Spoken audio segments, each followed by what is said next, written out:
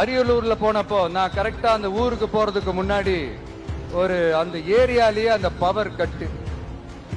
அப்புறம் நான் திருச்சிக்கு போய் நான் பேச ஆரம்பிச்சதுக்கு அப்புறம் அந்த ஸ்பீக்கருக்கு போற அந்த வயரு கட்டு. இல்ல நான் தெரியாம தான் கேக்குறேன் சிஎம் சார்.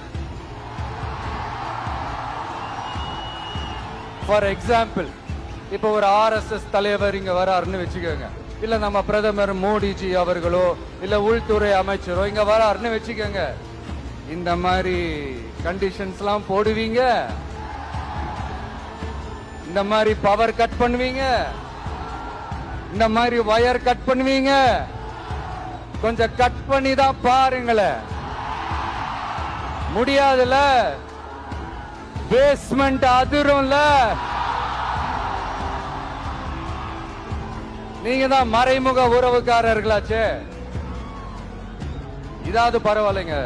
இதை தாண்டி ஒரு ரூல் ஒண்ணு போட்டாங்க, பஸ்ஸுக்குள்ளேயே இருக்கணுமா, பஸ்ஸை விட்டு வெளியில வரக்கூடாதா, கையை இவ்வளவுதான் தூக்கணுமா, இப்படியே வரணுமா, மக்களை பார்த்து சிரிக்காத, மக்களை பார்த்து கையசைக்காத, இப்படியெல்லாம்.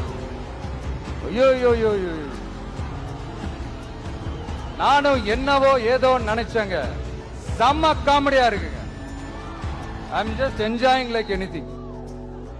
நேரடியாவே கேக்குறேன் சிஎம் சார், மிரட்டி பாக்குறீங்களா? அதுக்கு இந்த விஜய் ஆள் இல்ல சார், அதுக்கு நாம ஆள் இல்ல சார். என்ன செஞ்சிருவீங்க? மேக்சிமம் கொள்கைய சும்மா பேருக்கு மட்டும் வச்சுக்கிட்டு குடும்பத்தை வச்சு கொள்ளையடிக்கிற உங்களுக்கே இவ்வளவு இருந்தா,